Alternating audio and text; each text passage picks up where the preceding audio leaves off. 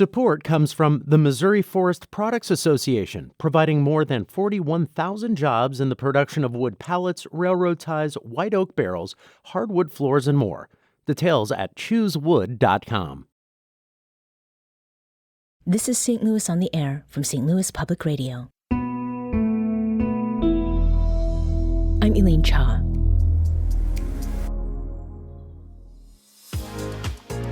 Today marks the start of an annual event beloved of St. Louis cinephiles, the Whitaker St. Louis International Film Festival, also known as SLIF. Now in its 32nd season, the festival will screen close to 280 features, documentaries, and shorts at 5 locations, including Cinema St. Louis's now forever home at the High Point Theater. Here to highlight what's in store from SLIF's opening night tonight to its close on November 19th, we welcome Bree Maniscalco, Executive Director of Cinema St. Louis. Bree, thanks for joining us today. Thank you, Elaine. I'm excited to be here. So, opening and closing nights. Let's start with the opening, of course. Tell us what people should expect.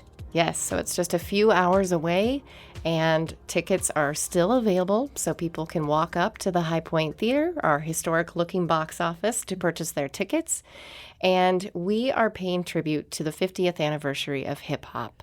We are co-presenting this evening's presentation with St. Louis Art Museum. They have their phenomenal exhibit celebrating hip-hop, and we thought, what better partners than Slam? And we will be doing something a little different for the film festival and talking about the intersection of music and film. Both are very impactful and memorable experiences for people, and St. Louis has a very deep history in the genre. So we will be joined with Andrea Purnell tonight from Slam, and she will talk about their exhibit. We then have a professor from WashU, and who knew that there was a hip-hop class at WashU? So he will be joining us tonight talking about not only the program, but some of the content that he teaches his students about the influence hip-hop has had over the decades. And then we are joined by a historic participant. Some may not know, but next to the High Point Theater is now called the Par Lounge. Back in the day, it was the High Point Cafe, and on Monday nights, they did hip-hop nights. And Finsta was the original programmer of DJs. So he will be joining us, and he has brought some special guests with him this year. So tonight, the party kicks off with DJ Charlie Chan Soprano, the DJ for Run DMC. Wow. It will be an incredible atmosphere. When we were doing the sound checks, they said, how loud do you want this? Oh, sure. So it'll be welcoming and fun. Okay, great. And then we continue that conversation with a local filmmaker, Dana Christian, who actually just had a film in the festival last year, Poetry in Motion, which some listeners may recognize. And the entire event is moderated by Laia Lafour, and she will make it a very fun experience. There's some surprises I don't want to give away just yet. Sure. So it's going to be a lot of fun. Then we will highlight some of the features happening throughout SLIF and close out the event tonight with a screening of the 1990 film House Party, which is directed by East St. Louis and Reggie Hudlin. Yeah. And he closes out the festival for us, actually. So he'll be back on Sunday, November 19th. And we'll have a conversation with Reggie and Kevin Johnson of the Post-Dispatch about his storied career.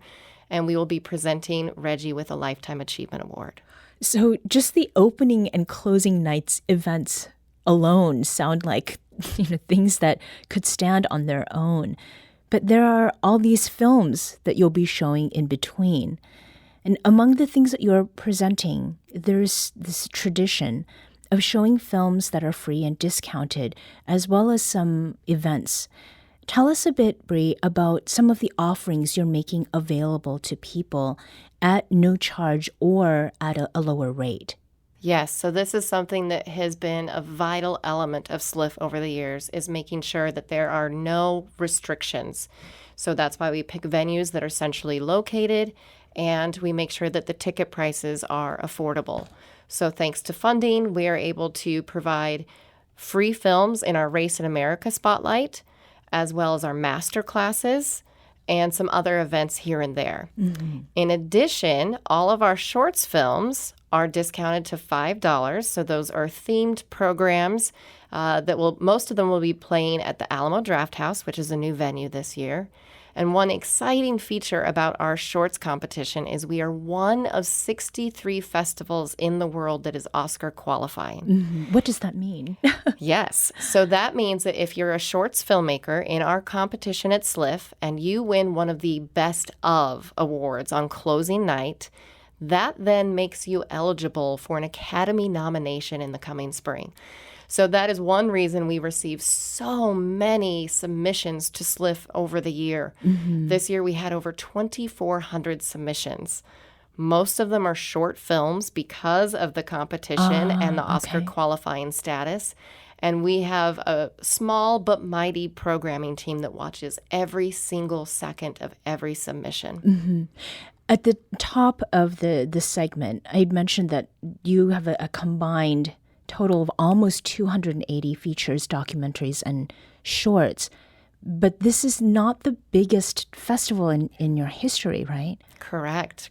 So in 2018, that was actually our largest SLIF, where we had over 420 films across the 10 days. And it was mammoth. It was a huge offering. There are not many other film festivals out there that have that many films. And we have been very purposeful in reducing the number of films last year and again this year, simply because we want every independent filmmaker to have their chance to shine. And the best way to do that is to make sure we're focusing on quality instead of quantity so that they are not competing with each other for the same time slot. That way, they get as much out of it as our audience does. When we had over the 400 films, we would have audience members say, this is too overwhelming. There are too many choices. And now, while it is still a very large number of films, we hope it is more digestible and that there is something for everyone, and we guarantee it is the best of the best. Now, insofar as the everyone goes, this is a festival for cinephiles, not only for those who watch, but also those who produce. And I understand that master classes are also part of what is being offered. Tell us about that, Bree. Yes, so master classes have played an essential role in SLIF over the years. In the past, we've done classes about cinematography, directing, editing, you name it. And we've welcomed back some of our famous St. Louisans to take part in those.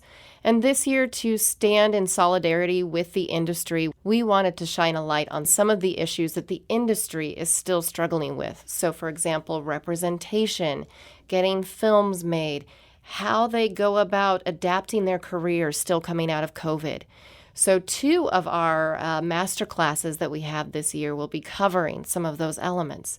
We'll be doing one actually next Thursday, and that one is about the state of film production in Missouri. We've talked about that here on the show. Yes, it is very exciting. We have had many advocate for the return of tax credits so that there's a benefit to having films made in Missouri. You know, many of us can think of a few TV shows, a few films that make it look like they have been filmed here, but they haven't. Most of them have been filmed in Georgia, and it's because they have a booming tax credit benefit. So we were exceptionally grateful when the governor signed that back into law in June, and the first film is actually being filmed here as we speak. Oh. So it is very exciting. This is something that will be a win for the economy, and it will be a win for St. Louisans who are either looking to get into acting or looking to hone their craft behind the camera as well. So we will talk through all of that at the masterclass and what producers look for to film a film in Missouri. So we'll be joined with Michael Bug. He is from St. Louis. In fact, his current film, The Color Purple, the musical, is coming out soon, and we're excited to have him return to SLIF. Now, there is another master class that is connected to the tribute that is happening to hip-hop, but its connection to film. Tell us about that. Yes, so this one is actually this coming Sunday, and it is with Millicent Shelton, who is from St. Louis. Some may not recognize her name, but her career is vast and incredible. She started in the hip-hop industry doing music videos, and then she branched off into film. She had an interesting experience with some of her early films, and she has made a name for herself in TV. She's done Blackish, 30 Rock, The Walking Dead. I mean, you name it, she has been involved with it. So we will do a masterclass talking about her experience as a Black woman in the industries of hip-hop and directing both film and TV. She will be virtual, but it will have a live audience, and we'll be doing that at Cape Sokol, one of our partners in downtown Clayton. Now, giving back and paying it forward is also something that is part of this festival, and it includes two relatively big names, one known all over, not just the film world, but all over the world, and then somebody who's also more local. Tell us about those. Yes, so we have Alexander Payne coming to SLIF this year. We had hoped to have him come last year for the 20th anniversary of Election, but he was going into post-production for his film, The Holdovers. Mm-hmm. He made a promise to us that he would return this year, and he has kept his promise, Great. Not only for one night, but 2 nights. Mm-hmm. So he'll be here for The Holdovers first on Tuesday, and then on Wednesday, he'll be here for The Descendants. And this film, while it's an older film, it is incredible. Stars George Clooney, and it talks about and weaves into the story the culture of Hawaii. And we felt it was only appropriate to sort of pay it forward, as you said. And we identified an organization, it's called the Hawaii People's Fund. And they are on the ground working to help recover Maui after the devastating wildfires this summer. Mm-hmm. So a portion of tickets will be donated back to that fund to help in those efforts. And then the other film you mentioned, this one has a closer connection for us here in St. Louis.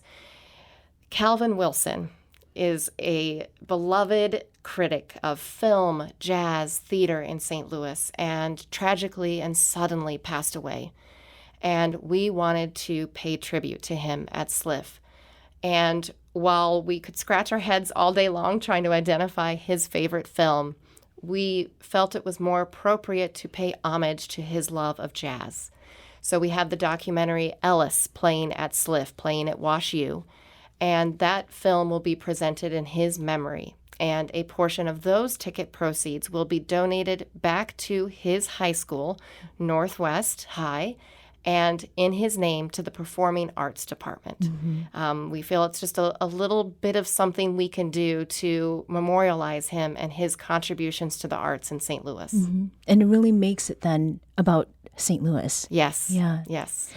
In this last minute or so, tell us about a trailer that we can now no longer see, but for good reason. Yes, it's always surprising when something like this happens. We were getting ready to share the trailer for this exciting film, and it disappeared. Black Barbie is a documentary playing at SLIF, also at Wash U. And, you know, in a summer that was taken over by Pink and everything Barbie, and that film was fantastic in exploring women's issues and how that was dealt with through the history of Mattel. Surprisingly so. This film talks about that untold story and the evolution and introduction of a Black Barbie. And it is a phenomenal film. And the reason the trailer has been scrubbed, for an incredible reason, it was picked up by Netflix. So we are very excited to say that we still can play the film before it goes to Netflix. And I highly encourage listeners to check it out because films were meant to be seen in a communal setting. And I would recommend seeing it in person at SLIF instead of waiting for it to go to streaming. Bree Maniscalco is Executive Director of Cinema St. Louis. Bree, thanks for joining us today. Thank you for having me, Elaine.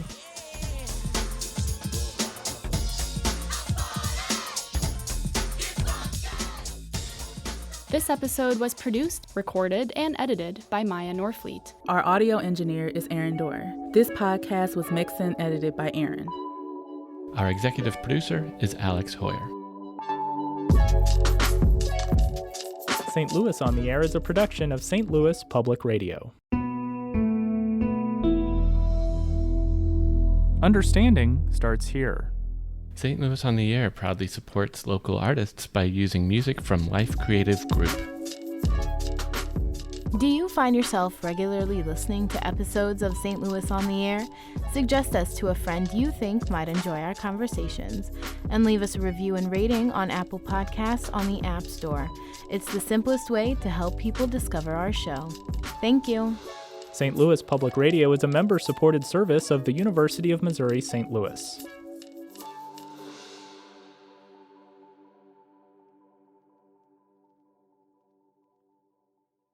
Support comes from Missouri Forest Products Association, committed to sustainable and sound conservation of the state's forests, which support more than 41,000 Missouri jobs, resulting in a $10 billion industry. ChooseWood.com.